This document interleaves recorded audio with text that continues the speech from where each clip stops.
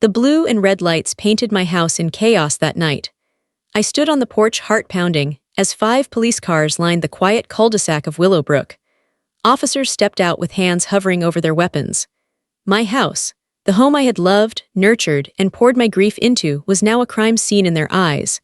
All because of her. All because Karen Whitmore, the queen of our HOA, had decided I didn't deserve the simple right to leave. I could still see her standing across the street, her blonde hair perfectly in place under the porch light, that plastic smile curving as if she had won. She had no idea what she had just set into motion. She had no idea that the 5th patrol car that night held someone who would change everything. But this wasn't where my story began. No, my story started 6 weeks earlier, on a quiet morning in my backyard, with sunlight catching on the dew of a single basil plant. It was Lisa's basil, my wife's final gift to me before the cancer took her 3 years ago. I leaned over it that morning, inhaling the clean, green scent, and for just a moment I swore I could hear her laugh in the breeze. Lisa had been a nurse who believed in healing the world one meal at a time. Food is medicine, she always said, her hands in the dirt, her heart in every leaf she touched. She made me promise to keep growing vegetables, real vegetables, the kind that help people heal. That morning, I wasn't just staring at a plant. I was staring at her dream and mine. A dream that was finally within reach. St. Mary's Hospital, the biggest healthcare network in the region, had just called to offer me the deal of a lifetime, a 5-year exclusive contract to supply them with organic produce. It was everything Lisa and I had talked about late at night when the chemo left her too weak to sleep. If I could move out of this HOA nightmare and expand my farm, I could honor her memory in the way I'd always promised. I stood in the driveway with the for sale sign in my hands, feeling the weight of the future. I hammered it into the ground, and the metal clink rang out like a starting bell. That was the moment my life changed, and the moment Karen appeared. She materialized across the street as if she'd been waiting in the shadows for her prey. 52 years old, draped in designer workout clothes she never actually used, with a manicure sharp enough to cut glass. Her walk was casual, but her eyes were predators. "Robert," she called in that fake sweet voice that always meant trouble. "You're not thinking of leaving our beautiful community, are you?" I forced a polite smile. "Just following an opportunity. St. Mary's Hospital wants to buy my vegetables. It's a big step for the farm." Her smile didn't falter, but I caught the flicker of cold steel in her eyes.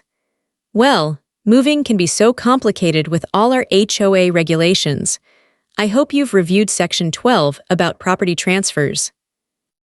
Section 12, of course, the rulebook Karen treated like scripture.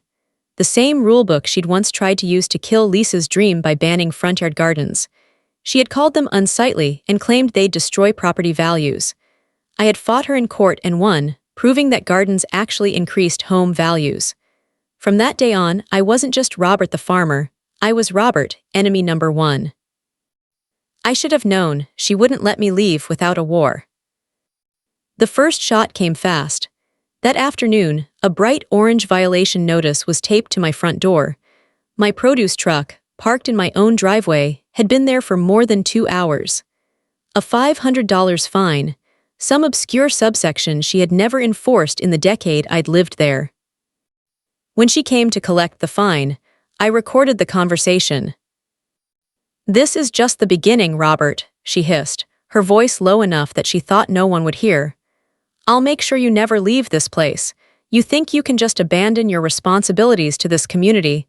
Think again." Her smile was gone. Her eyes burned with something I can only describe as enjoyment.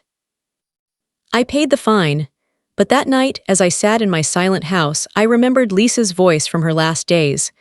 "Don't fight with anger, fight with patience, fight with wisdom.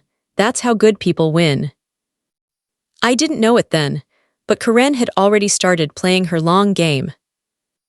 The next morning, I got the call that changed everything. My moving company canceled. Their manager sounded terrified. "Mr. Thompson, I'm so sorry, but we received a legal threat from your HOA president. She says we need special permits to operate in Willowbrook. She said she'd sue us for trespassing. I tried to explain the truth, that Karen was bluffing, but the damage was done. My movers were gone. I was on my own. I looked out my window and there he was, Mike Stevens, a man I didn't know yet, sitting in a beat-up white van with tinted windows, watching my house. Karen's new boyfriend, her attack dog. I would later learn he was a 48-year-old unemployed veteran with a history of restraining orders. That evening, a soft knock at my back door startled me. Maria Rodriguez stood there, her dark hair dusted with flour from the bakery she owned on Maple Street. Her eyes darted around nervously before she whispered, "We need to talk. But not here. Karen has Mike watching your house." We met in my garage under the soft hum of a single light bulb. She clutched a worn notebook to her chest. "She's done this before," Maria whispered. 3 families in the last 3 years. Same pattern, harassment, fake violations. They all sold way under market value. Then her brother bought the properties through LLCs. I felt the weight of her words, like cold water down my back. "She even threatened to burn down my bakery if I didn't vote her way last month," Maria said, her voice trembling. "My husband's a cop, but without proof, there's nothing we can do. Until now." She opened the notebook. 2 years of careful documentation, fake fines, fabricated violations, whispered threats, and now she was ready to fight back. I looked at her and felt something stir in me, something I hadn't felt since Lisa's funeral. Hope. That night we made a plan. I would keep preparing to move, acting as bait. Maria would gather evidence. And together, we would make Karen overreach. It didn't take long. The next morning, Karen arrived with a tow truck, claiming my produce truck was illegally parked. The driver took one look at the situation and burst out laughing. "Mr. Thompson, I buy your vegetables every week at the farmer's market. No way I'm towing you for this crazy lady." Karen's face turned a dangerous shade of purple. "You'll regret this," she screamed at both of us. "I'll have your business license revoked. I'll sue you into bankruptcy." But her threats didn't land the way they used to. Maria was already filming. And for the first time, I realized maybe Karen had finally underestimated the wrong man. Everyone in the neighborhood heard her scream that day. Her voice, sharp as broken glass, cut across the street. "You'll regret this, Robert. I'll ruin you." The tow truck driver shook his head and drove off, leaving Karen trembling with rage on her pristine driveway. The sun glinted off her designer sunglasses, but nothing could hide the way her hands shook. She wasn't used to losing. She wasn't used to being defied. I leaned against my truck, heart pounding, knowing this was just the opening act. That night, my phone buzzed with a notification. Maria had gone live. Her voice was hushed but steady as she filmed the emergency HOA meeting Karen had called. The camera panned across the room, board members looking nervous, residents whispering. And then, Karen. She stood in front of them like a dictator addressing her subjects, a wine glass in hand, her silk blouse gleaming under the fluorescent lights. "Effective immediately," she announced. "No homeowner may move out of Willowbrook within 90 days of listing their property. This is to protect our property values from unstable neighbors and malicious sellers who think they can abandon their responsibilities to this community." A ripple of murmurs went through the room. Maria captured every second. I could feel the air tighten through the screen. 90 days. That was completely illegal, but Karen didn't care about the law, only control. "Robert Thompson thinks he can just leave whenever he wants," she sneered. "Well, I've got news for him. Nobody leaves Willowbrook without my permission." Maria's camera shook slightly as she panned the room. Elderly neighbors shifted uncomfortably. One of them whispered, "Is this even legal?" Another muttered, "Someone should call the authorities." And then a comment popped up on the live stream chat that made my stomach drop. "Is that a knife in her purse?" Maria zoomed in just enough. Sure enough, the outline of a switchblade was visible through the thin leather of Karen's designer handbag. The meeting erupted. Residents backed away from their unhinged president. Karen lunged for Maria's phone, screaming, "Turn that off. You're violating HOA privacy rules." The irony would have been funny if it wasn't terrifying. Privacy rules. From a woman who had been photographing my house and sending her boyfriend to stalk my property for weeks. Maria's husband, Sergeant Rodriguez, had trained her well. She backed toward the exit, phone high, capturing every moment of Karen's meltdown. The video went live to hundreds of people in real time. By the time she reached her car, half the neighborhood and several people outside it were watching. And just like that, Karen's carefully crafted image began to crack. The next morning, I stepped outside to find my entire front yard destroyed.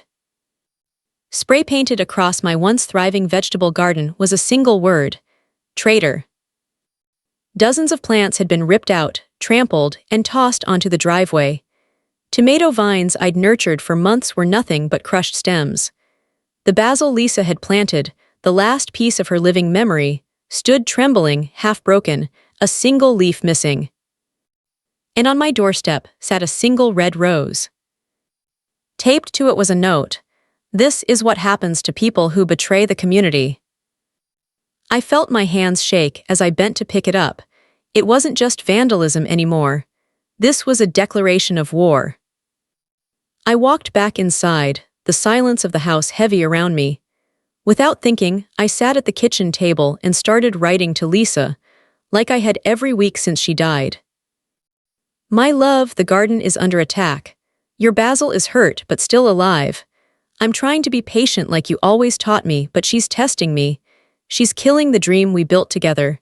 And I don't know how much longer I can hold back the anger. I miss you so much tonight." I set the letter aside and closed my eyes. For a moment, I imagined her voice again, soft but firm. "Fight with wisdom, Robert, never with hate." When I opened my eyes, my phone buzzed. A message from Maria. "Robert, you need to see this tonight. Come alone." The bakery smelled like home that night, warm bread and sugar, but the air between us was electric with tension. Maria spread papers across the counter, her hands moving quickly, her eyes darting to the door every few seconds. "This goes deeper than we thought," she said, her voice steady despite the fear in her eyes. She showed me bank statements, HOA budget sheets, and property deeds. She's stolen over $150,000 from HOA funds, fake maintenance companies, fake contractors, all funneling money into her brother's accounts. And when families can't pay the fines, she slaps liens on their homes, then her brother swoops in to buy them cheap. My chest tightened as I looked at the web of corruption in front of me. "It's not just her brother," Maria said. "Look at this." She pushed a photo toward me, Karen smiling next to a man in a suit. "Judge Harold Morrison," she explained. "Her brother-in-law's friend. He's been signing off on every shady lien and foreclosure." A chill ran through me. This wasn't just HOA harassment. This was organized crime in a designer dress. I sat back, my hands gripping the counter. Why hasn't anyone gone to the police? Maria's laugh was bitter. Because her brother-in-law is the dispatch supervisor, every complaint about Karen disappears. They've built a wall of protection around her. We locked eyes, and in that moment, I knew there was no turning back. "Then we gather everything," I said. "We fight smart, we wait for her to go too far." Maria nodded, sliding the notebook toward me. "She's already close, and Robert, she's getting worse, I can feel it." The bakery lights flickered, and for a split second, I thought about the darkness that had fallen over my home, literally and figuratively. Because Karen's next move would strike where it hurt the most. The following day, my power went out. No warning, no explanation. One minute the irrigation system was humming, feeding the last of my summer crops, the next, silence. I ran outside, heat already smothering the street. Across the way, Karen leaned against her porch railing, sipping wine, watching. Mike sat in the van, smirking. It didn't take long to figure it out. My water was off too. She had cut my utilities. Within hours, the plants began to wilt. The tomatoes sagged, the lettuce shriveled, and my heart broke with every passing minute. This wasn't just sabotage. This was an attack on Lisa's memory, on the promise I'd made to her. I spent the rest of the day hand-watering with store-bought gallons, sweat dripping down my face, muscles screaming. By the time I collapsed on the porch that night, the neighborhood was silent, except for the soft hum of crickets and the faint sound of Karen's laughter floating across the street. I stared at the sky, fists clenched. Patience, Lisa, I thought, just a little longer. She'll make her mistake, and when she does, I'll be ready. The heat hit me first that morning, a wall of oppressive summer air that turned my powerless house into a slow-cooking oven. Sweat trickled down my spine before I'd even stepped outside. I carried 2-gallon jugs of store-bought water to the garden, praying it would be enough to keep Lisa's basil and the few surviving plants alive. Across the street, Karen sipped her morning coffee like a queen surveying her conquered kingdom. Mike was parked in his usual spot, his van angled perfectly to watch my every move. He held up his phone, pretending to check messages, but I knew the lens was aimed right at me. He wanted me to react. I waved cheerfully. I refused to give him the satisfaction of fear. But inside, the isolation was crushing. The neighbors who once smiled now averted their eyes. Kids who used to wave from bicycles were kept inside. Karen had painted me as a dangerous troublemaker, a man the neighborhood should fear, and people were buying it. By noon, I'd lost the last of my bottled water to the thirsty soil. I sank into a lawn chair on the porch, staring at the wilted leaves, feeling the weight of failure settle in my chest. My hands shook as I pulled out a fresh sheet of paper and wrote to Lisa. My love, the basil still fights. I see you in it, stubborn, alive, refusing to bow to this heat or her cruelty. I don't know how much longer I can keep this up. Every day feels like she's burying us both in silence and dust. I wish I could hear your laugh, just for a second. I need it now more than ever. I pressed the letter to my forehead, letting the ache wash over me. That's when my phone buzzed. Nathan, Dad, I saw the HOA video. This is bad, you need to get out of there. I could almost hear his voice through the screen, tight with worry. My son, my lifeline, a police officer 3 hours away with a life of his own, but always my protector, even now. I called him immediately, voice cracking. I can't leave, son. If I walk away now, I lose the hospital contract. I lose Lisa's dream. I can't. There was a pause, a long exhale. Then I'm coming to you. I've got some vacations saved up. We'll fix this together. My throat tightened. I wanted to say no to keep him safe from this madness. But the truth was I was drowning, and I needed him. That evening, I sat on the porch and wrote another letter to Lisa, like I always did when the walls closed in. Your garden is a battlefield now. Mike watches me like a hawk. Karen's laughter cuts like a knife. But Nathan's coming, our boy. He'll be here soon, and maybe then I can finally breathe again. A flash outside the window startled me. Mike, photographing me again. I waved, smiling like a man unbothered, while my heart pounded against my ribs. The next day, Karen escalated. The health inspector arrived, looking embarrassed. Mr. Thompson, I'm sorry to bother you again, he said, holding a clipboard. We got an anonymous tip you're using illegal pesticides. I laughed bitterly. Anonymous tip, let me guess. He glanced at Karen's house. Yeah, probably her, but I have to check. We walked the property together. My compost bins, my organic fertilizers, the careful setup Lisa and I had perfected, it was all clean. He grinned when he finished. Mr. Thompson, your place is immaculate. Honestly, I wish more growers did things like you. He hesitated, then added quietly, my wife wants to know if you've got any of those heirloom tomatoes left. She swears they're the only ones that don't upset her stomach. I gave him a bag for free. He left smiling. Across the street, Karen's face twisted into something ugly when she realized her scheme had failed. But she wasn't done. That afternoon, I noticed something strange in her yard. A row of new decorative concrete planters, perfectly aligned, pointed straight at my house. Mike checked each one as he walked his security rounds, glancing into them like they held treasure. I didn't know it then, but inside those planters were tiny recording devices. Karen had decided spying on me wasn't enough. She wanted to listen, too. By Thursday, I was desperate. Without water for nearly a week, half my crop was gone. The hospital contract teetered on the edge of collapse. My phone buzzed constantly with worried customers and polite but firm messages from the procurement officer. Karen had done it. She'd starved my dream. The loneliness pressed in like a physical weight. Even Maria avoided my house during the day now. She met me at the mailbox once, eyes wide with fear. "She's scared," Maria whispered.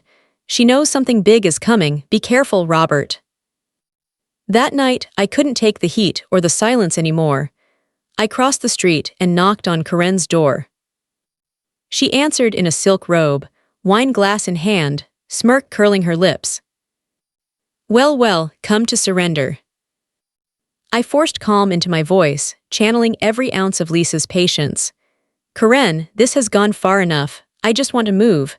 Why are you making this so difficult?" Her smile evaporated, revealing the bitter truth beneath. "Because you embarrassed me, Robert. You made me look weak in front of this neighborhood with your stupid garden lawsuit. Do you know what they said about me? That I couldn't control one farmer, me.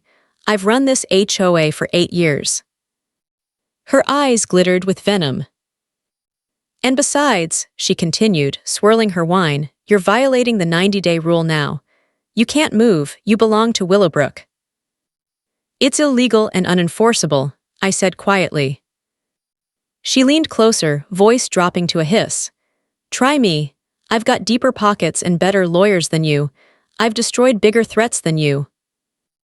I walked back across the street, heart pounding, feeling like I'd stared into the eyes of pure malice. That night, sleep refused to come. I sat on the porch under the stars, the air thick with heat, listening to the faint hum of insects and the occasional click of Mike's camera. And then an unmarked car rolled slowly down the street. The driver leaned out, snapping a photo of Mike's van. I didn't know it then, but Sergeant Rodriguez had been quietly building a case file of his own, waiting for the day Karen's empire would collapse. When I finally went inside after midnight, my phone buzzed. "Nathan, requested time off approved. See you tomorrow, Dad. Don't worry, everything's going to be okay." I wanted to believe him. But deep down I knew. Karen had one more card to play. And the next move would be her most dangerous yet. Friday morning crept in with a silence that felt dangerous. It wasn't peaceful. It was the kind of silence that comes right before a storm. A silence that presses against your skin and makes every instinct scream that something is about to break. By 7 a.m., the heat was already smothering. My powerless house trapped the heat like an oven, and the air outside was thick enough to chew. I carried the last 2 gallons of water to the garden, dribbling life onto Lisa's basil and the few stubborn survivors of my once thriving crop. I had nothing left to give them. Across the street, Karen watched from her porch. She wore a sun hat and sunglasses like she was on vacation, sipping from her wine glass even in the morning light. And when she smiled at me, I saw something new there, anticipation. Mike's van was gone. That should have been a relief. Instead, it made the hairs on my neck stand on end. By noon, the temperature had hit 98 degrees. My house was a furnace. My head ached from heat and sleeplessness.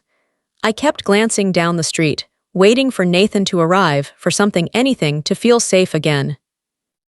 Then Karen made her move. She pulled up in her SUV, windows down, blasting the neighborhood with her voice. "Robert Thompson, you are in violation of HOA safety regulations. A house without power or water is uninhabitable. You have 24 hours to restore utilities or face immediate eviction. Her voice rang out like a bell of judgment. 3 neighbors trailed behind her, clearly bribed or bullied into her little parade.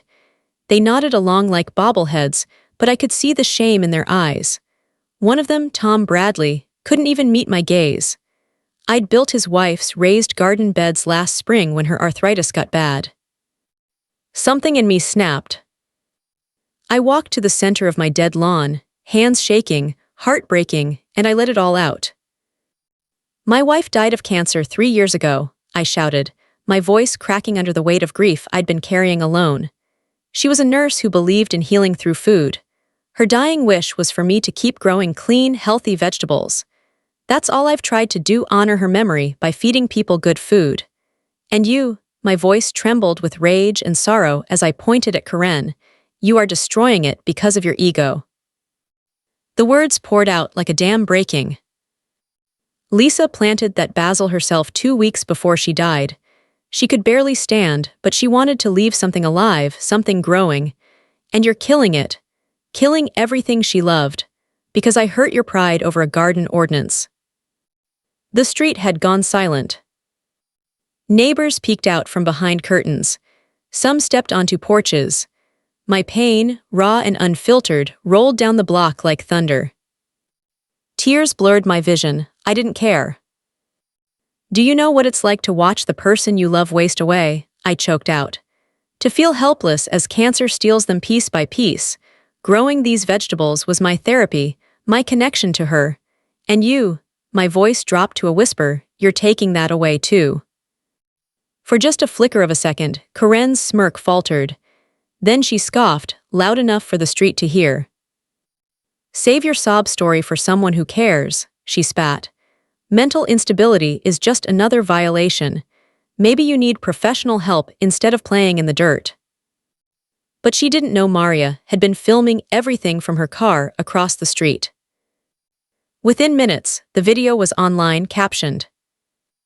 HOA president terrorizes, widower trying to honor late wife's dying wish. The internet did what the neighborhood had been too afraid to do. The clip went viral. Comments poured in. "She's evil. How is this even legal? Someone help this man." Even local businesses took sides. The hardware store put up a sign, "We support local farmers." The coffee shop started buying my vegetables for their sandwiches, posting about it proudly online. The tide was turning. But Karen wasn't done. That evening, Nathan arrived. He parked down the street to avoid Mike's surveillance, and when he walked up the driveway, I broke. 3 years of trying to be strong crumbled as I fell into my son's arms. I sobbed like I hadn't since the day we buried Lisa. "It's okay, Dad," he whispered, holding me tight. "I'm here now, we're going to fix this." We spent the evening strategizing. Nathan inspected the garden, the broken irrigation system, the vandalized plants. His jaw clenched with the same determination his mother once carried. "Mom would be so proud of how you fought," he said softly. "Now let me help you finish this." As the sun went down, we sat on the porch, sharing quiet memories of Lisa. For a brief moment, the world felt almost normal. And then Karen's car pulled up across the street. She didn't get out. She just sat there staring. Her phone glowed in her hand as her fingers moved. My phone buzzed a moment later. A text from Maria. "Robert, she just called the police.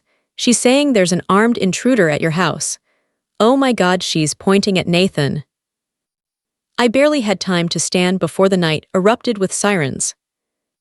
5 police cars screamed down our quiet street, lights strobing, engines roaring. Tires screeched to a stop. Doors flung open. Officers spilled out, weapons drawn, using their vehicles as cover. A megaphone boomed. "Armed suspect, come out with your hands visible." My heart stopped. Nathan stood slowly, hands raised, his training taking over. His voice was calm, steady. Dad, stay inside. Don't make any sudden moves. Spotlights burned against our porch. I couldn't breathe. This wasn't just harassment anymore. This was life or death.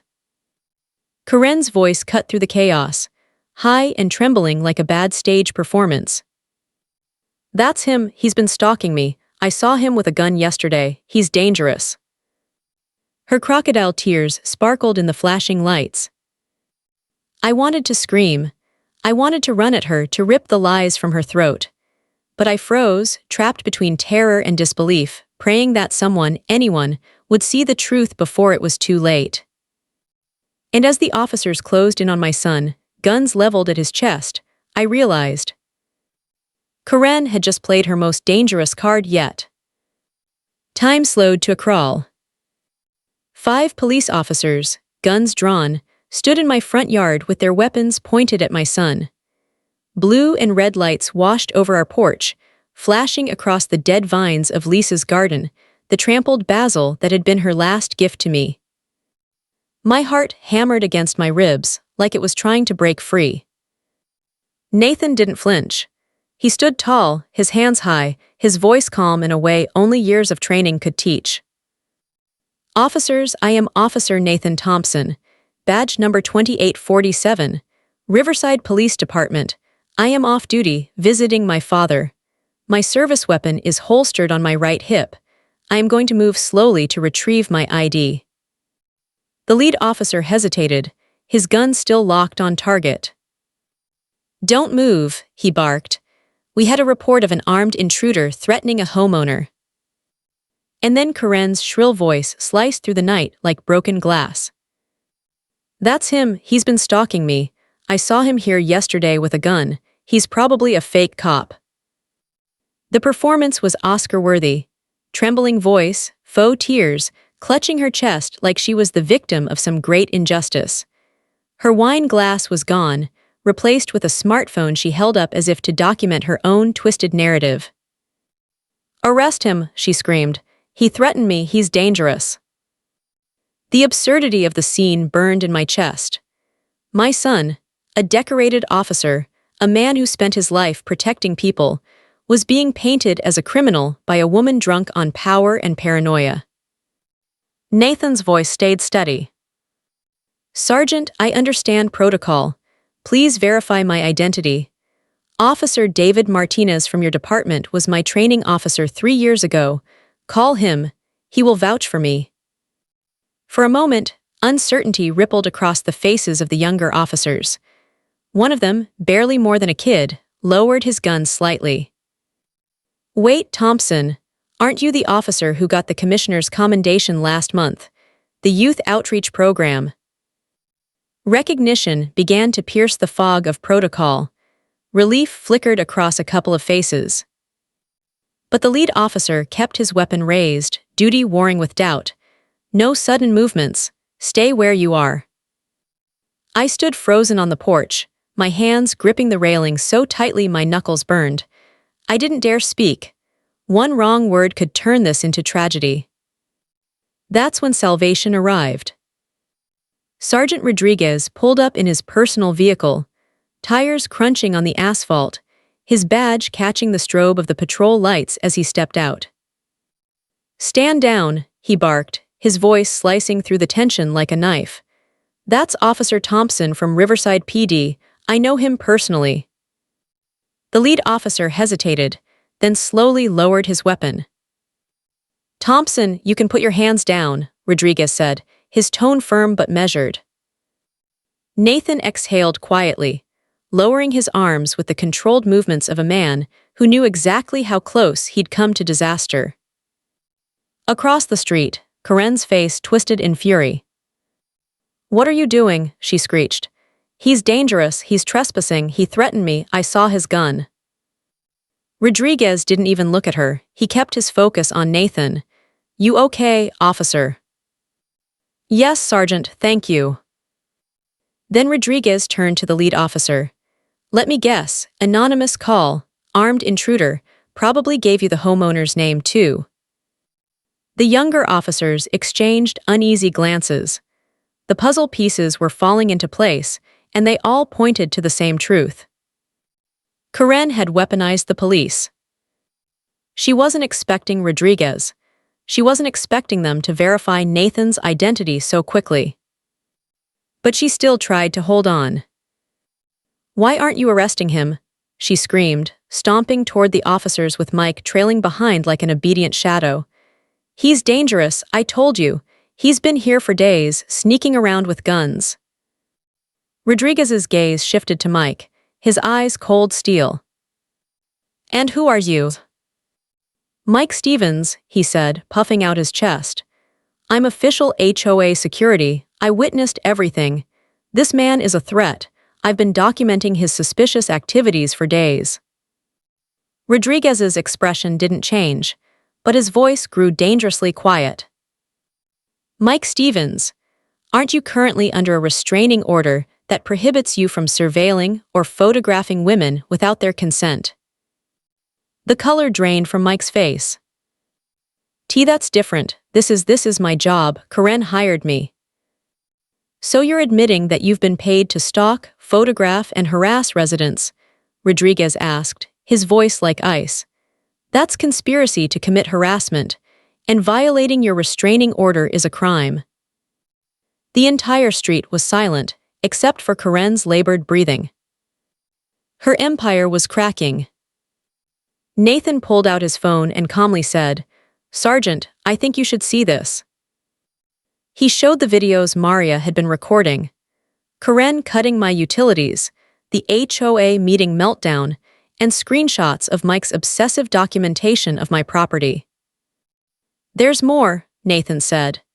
"Mrs. Whitmore has been systematically harassing my father, including illegally disconnecting his utilities and preventing him from moving out of the neighborhood."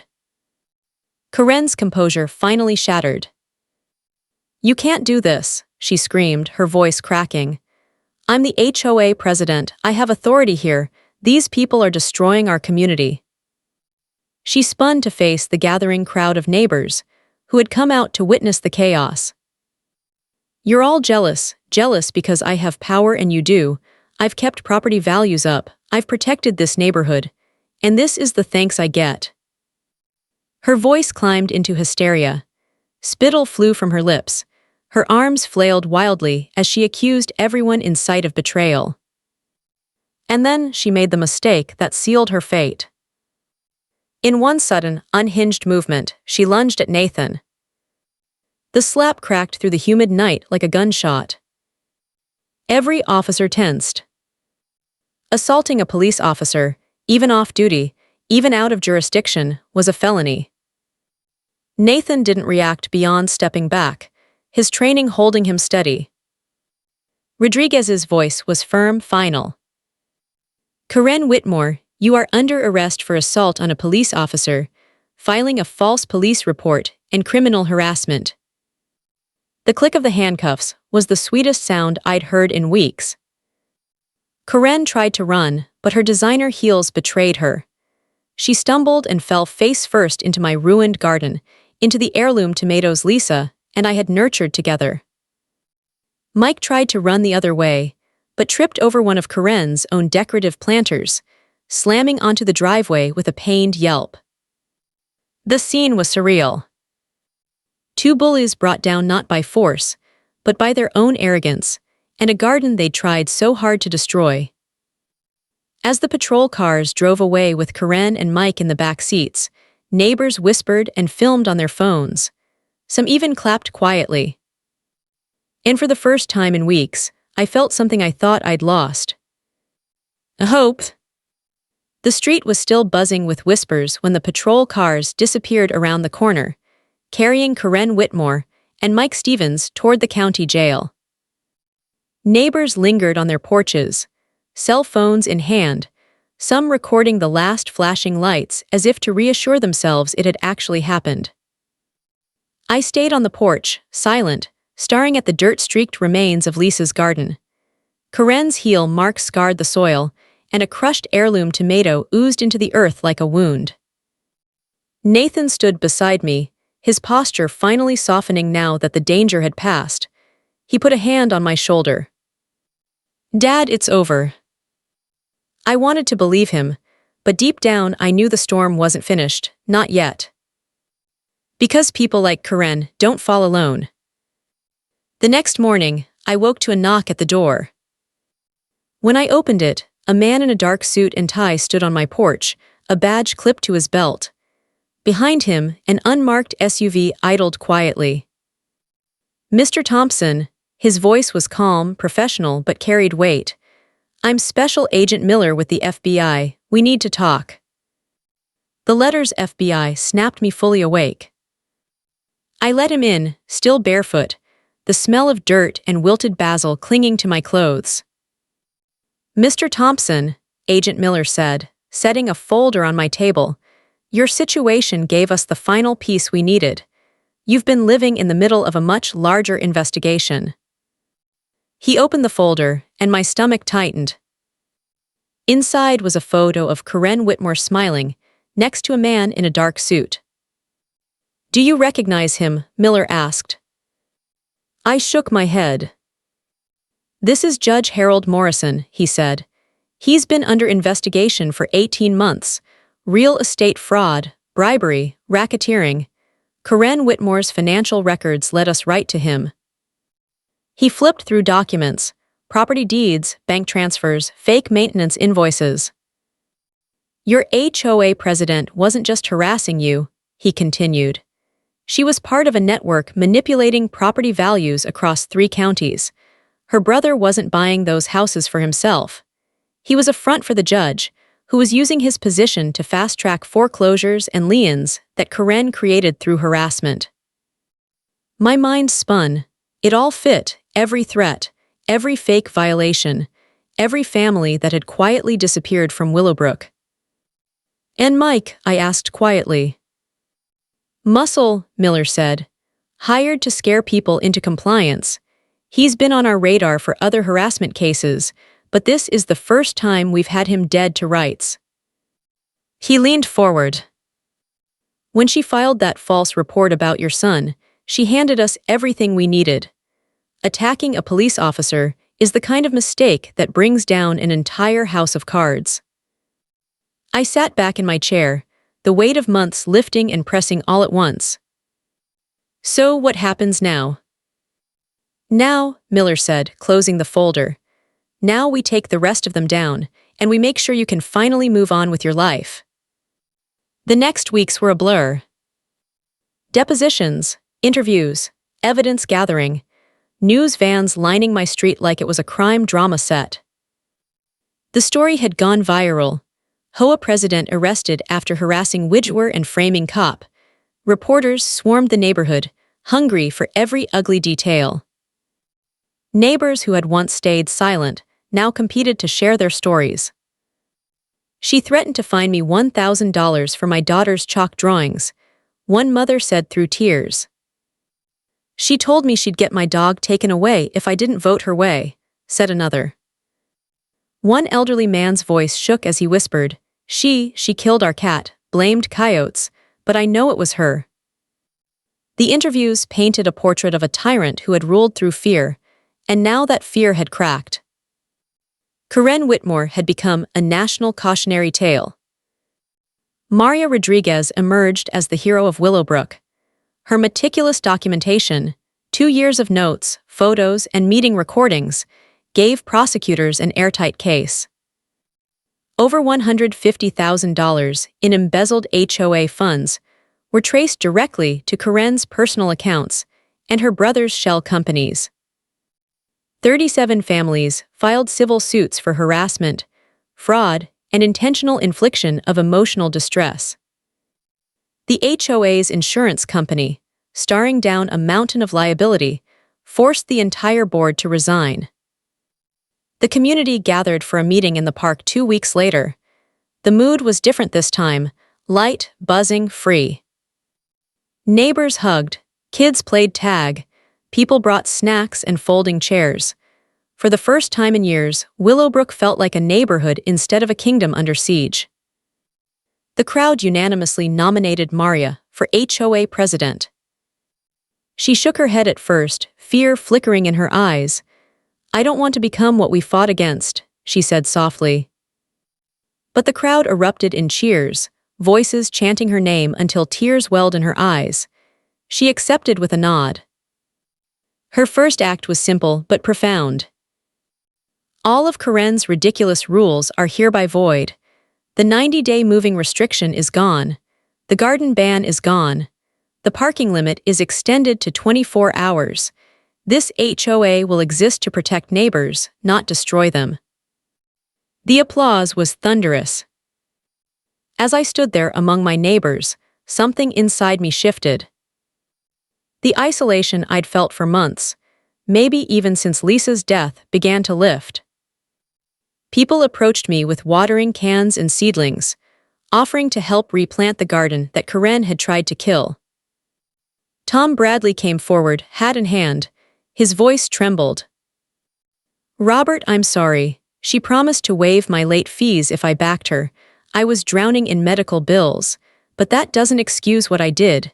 If you'll let me, I want to help rebuild." I put a hand on his shoulder. "Lisa would have forgiven you, so I will too." We knelt in the dirt together, planting new life where destruction had once ruled. And for the first time in a long time, I felt like I wasn't alone in Lisa's dream. The day after the meeting, Nathan and I sat in the greenhouse at my new farm, finally moved, finally free. The basil plant Lisa had planted 3 years ago sat in a place of honor, thriving under the sun. "Mom would be proud," Nathan said softly. I smiled, watching the new leaves unfurl. We didn't just save her garden, we multiplied it. The hospital contract had been saved, thanks to the viral story and the outpouring of community support.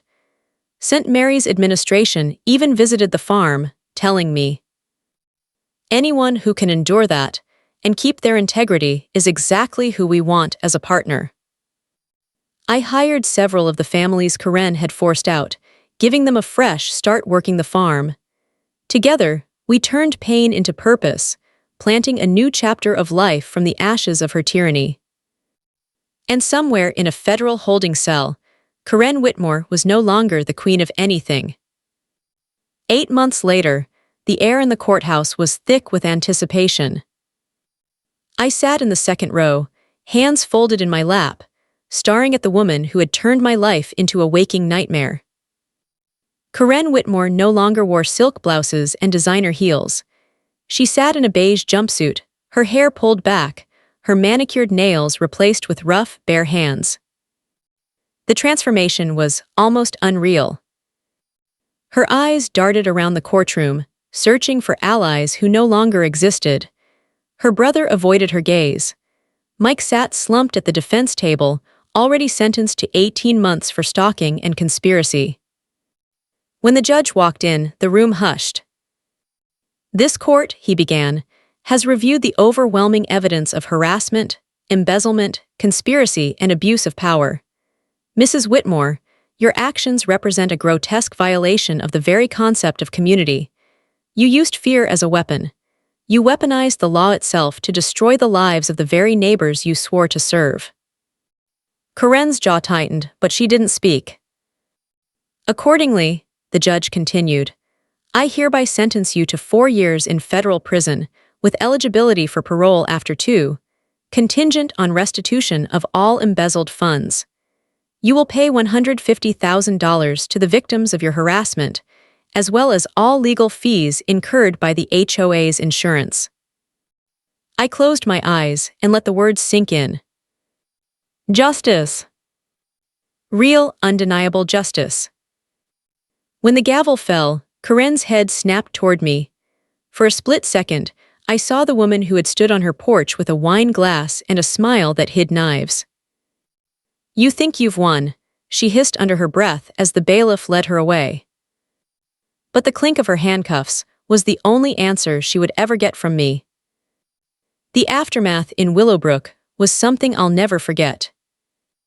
For the first time in years, children played in the street without fear of arbitrary fines. Neighbors shared gardening tips, tools, and laughter across fences. A Saturday farmers market popped up in the cul-de-sac where Karen had once paced like a self-appointed warden. Maria Rodriguez, now officially HOA president, introduced a monthly Best Garden award to celebrate the very thing Karen had tried to destroy. And the irony wasn't lost on anyone when the first prize went to a front yard filled with lush tomatoes and sweet basil, grown from seeds I'd donated from Lisa's collection.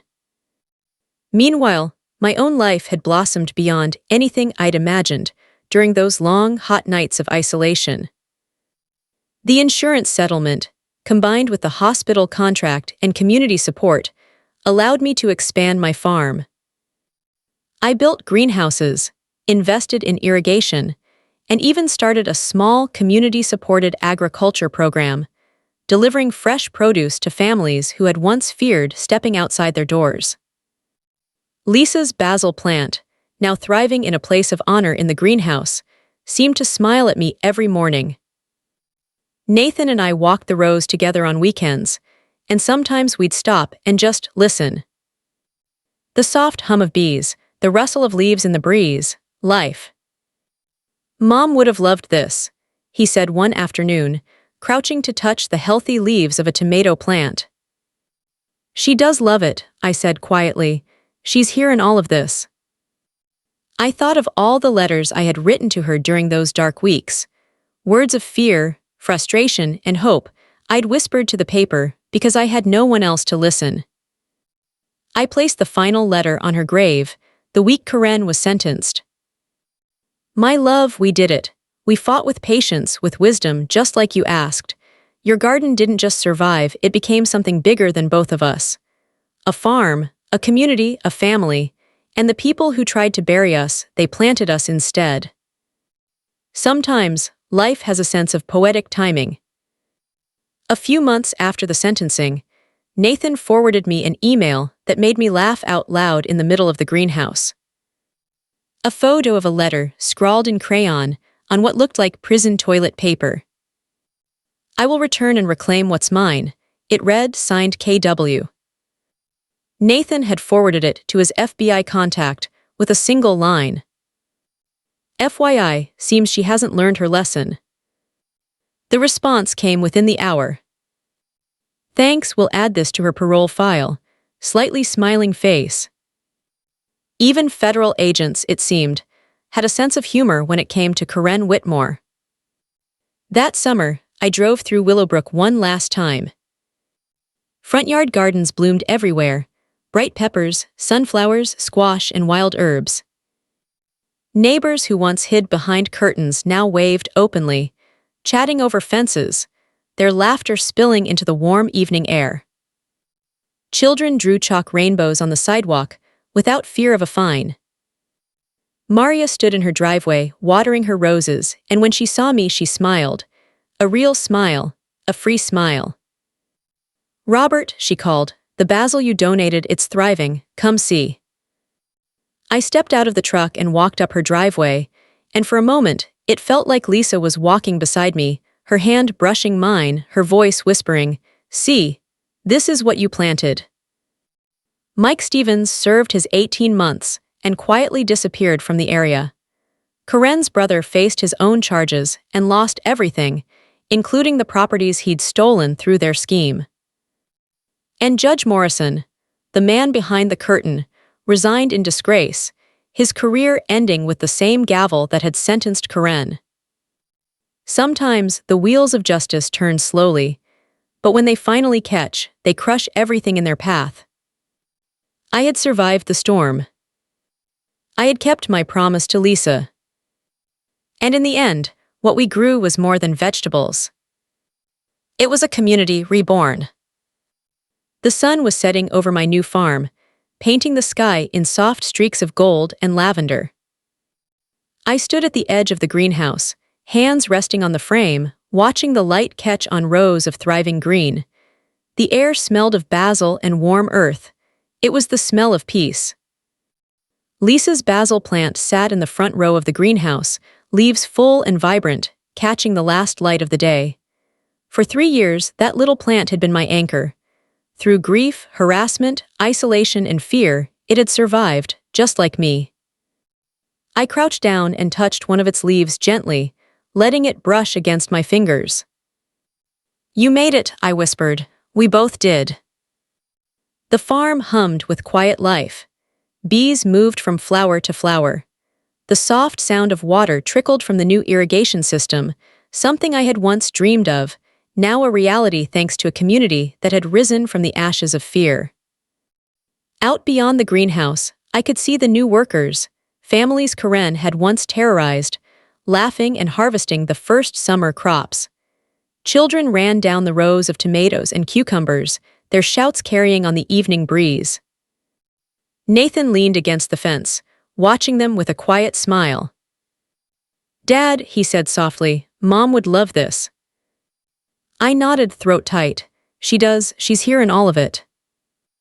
We stood in silence for a moment, just letting the warm air and the sounds of life fill the space where fear used to live. I thought back to the first night the police surrounded my house, guns drawn, sirens screaming against the quiet of Willowbrook. I thought of Karen's wine glass on her porch, of Mike's camera flash through my window, of the basil plant trembling under a heatwave when my water was cut off. All of it felt like a lifetime ago. There had been a moment, several moments, when I'd almost given up, when I'd thought about abandoning the house, the garden, even the dream Lisa and I had built together. But Lisa had once told me something that I carried like a shield through all of this. Don't fight with anger, fight with patience, fight with wisdom, that's how good people win. She had been right. We hadn't fought Karen with fists or fury, we had fought her with truth, with evidence, with resilience. And in the end, the woman who tried to bury me had only planted the seeds of her own downfall. A few months after the farm opened, we hosted a harvest dinner for the community. Long wooden tables lined the field, covered with plates of fresh vegetables, bread from Maria's bakery, and jars of honey from a local beekeeper. Neighbors who had once avoided each other now laughed, shared stories, and clinked glasses under strings of warm lights. Maria stood to make a toast. "To Robert," she said, raising her glass. "To the man who refused to be broken, and to Lisa who planted more than a garden, she planted hope." I swallowed hard as the crowd raised their glasses and echoed her words. The night was full of soft music, the smell of grilled vegetables, and the sound of children playing. No one mentioned Karen by name, we didn't need to. Willowbrook had shed its fear like an old skin, and in its place was something better, real community. Sometimes I wonder if Karen ever thinks about what she lost. In a federal prison somewhere, she's probably tending to a small vegetable patch as part of her work assignment. I like to imagine her kneeling in the dirt, hair tied back, hands stained with soil she once thought was beneath her. Maybe she's even growing basil. Life has a wicked sense of humor sometimes. As Lisa used to say, "What you plant is what you harvest." Karen had planted fear, lies, and cruelty. And in the end, she harvested handcuffs, humiliation, and the loss of everything she tried to control. I, on the other hand, had planted patience, love, and a promise to honor the woman I loved. And I harvested life. The last letter I wrote to Lisa is one I'll never send. It sits in the greenhouse, pinned above the first row of basil, where the breeze sometimes stirs the corner of the page. My love, we did it. The house is sold, the farm is thriving, the hospital contract is secure. Your basil has children now, rows and rows of them, feeding people who need healing. The community you always believed in has finally come alive. I thought I was fighting for a house, but really I was fighting for us. And we won. Sometimes, in the evening, I swear I can hear her laugh in the wind, moving through the rows of tomatoes and peppers. A soft, warm laugh that feels like sunlight after a storm. As the last light of day faded, I walked through the rows of green one more time, letting my fingers brush the leaves. I wasn't just a man who survived an HOA nightmare anymore.